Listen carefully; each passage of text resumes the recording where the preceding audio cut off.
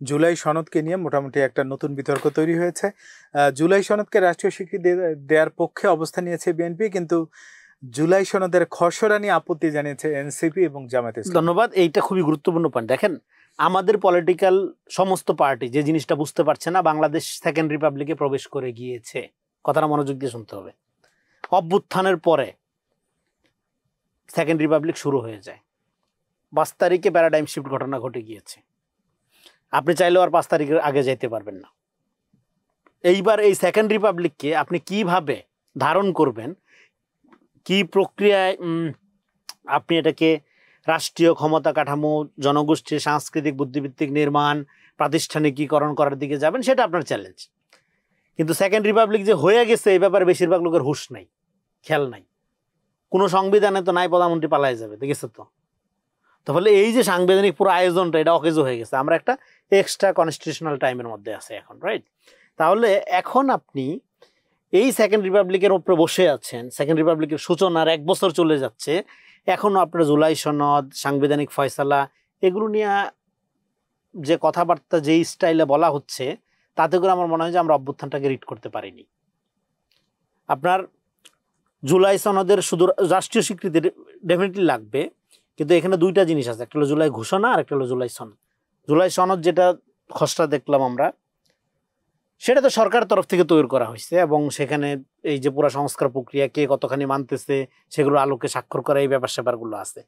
কিন্তু জুলাই ঘোষণা যেটা, সেই জুলাই ঘোষণাটার ধরেন যে এটা প্রোক্লামেশন যেটাকে বলছেন, সেটা তো ধরেন আপনি যদি এটা ধরেন অ্যালাউ না করেন, এখন তো ঘোষণা তো হয়ে গেছে ভাই, অভ্যুত্থান তো হয়ে গেছে, হাসিনা তো পালাই গেছে। এখন আপনার এটা অ্যালাউ করা না করাতে কিছু আসে যায় না। কিন্তু প্রবলেম যেটা হলো, আমরা বারবারই বলছি জুলাই ঘোষণা এটা হইতে হবে জাতীয়।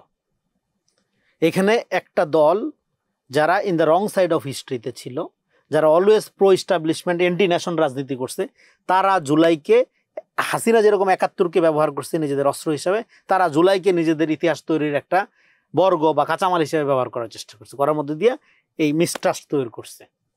মিসট্রাস্ট তৈরি করার দিকে ফলে বৃহত্তর দলগুলো, হ্যাঁ, যারা নিজেরা অভ্যুত্থানের একটা বড় পার্ট, অন্যতম পার্ট, তারা তখন দেখলো যে না,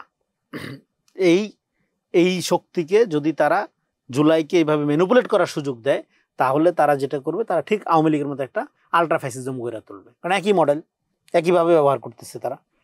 তখন এই অবিশ্বাসের জায়গা থেকে যেটা হচ্ছে যে জুলাইকে কেন্দ্র করে দলীয় পজিশনের বিরোধিতার কারণে এই মূল সমস্যাটা তৈরি হয়েছে। কিন্তু জুলাই তো ভাই জাতীয় ফেনোমেনা, এটা একই সাথে নির্দলীয় এবং সর্বদলীয়, তাই না?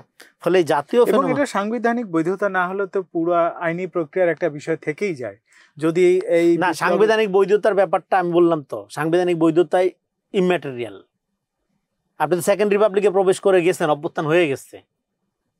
কিন্তু আমাদের ইতিহাসে তো এরকম ঘটনাও ঘটেছিল যে আমরা যদি বলি 15ই আগস্টের পরে যে ধরনের বিপ্লবের কথা বলা হয়েছিল, আলটিমেট কি এটার পাল্টা কুটা বা পাল্টা রিভেন্স নেওয়া হয়নি, যেটা আইনগতভাবেই করা হয়েছে?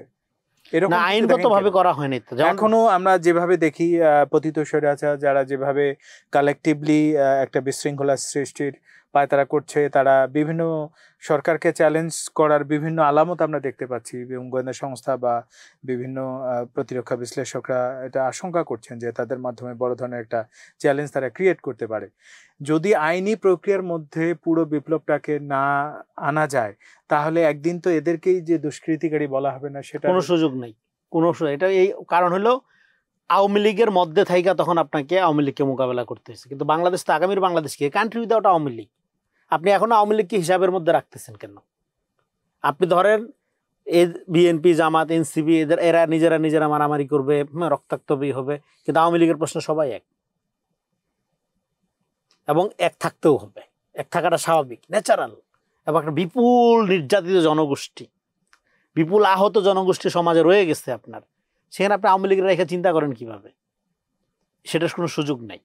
এবং সেই কনটেক্সট আলাদা। আমি বললাম তো, এটা প্যারাডাইম শিফট ঘটনা। 54 বছরের যে ধারাবাহিকতা, এর মধ্যে এখানে একটা প্যারাডাইম শিফটিং ঘটনা ঘটছে। এখন একটা নাগরিক ভিত্তিক রাষ্ট্র আপনার করতে হবে।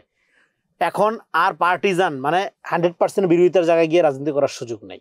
এবং আপনার রাজনীতিটা কিরকম হবে, এই যে দল যার রাষ্ট্র সবার, এরকম একটা জায়গায় যেতে হবে। আপনি যখনই দেখেন আওয়ামী লীগকে মোকাবেলা করা সবচেয়ে সহজ এবং সবচেয়ে পার্মানেন্ট পদ্ধতি কি জানেন?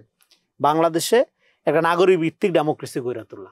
তাহলে এই ট্রাইবাল, এই টুঙ্গিপাড়ার কলোনি আর এখানে রাজনীতি করতে পারবে না।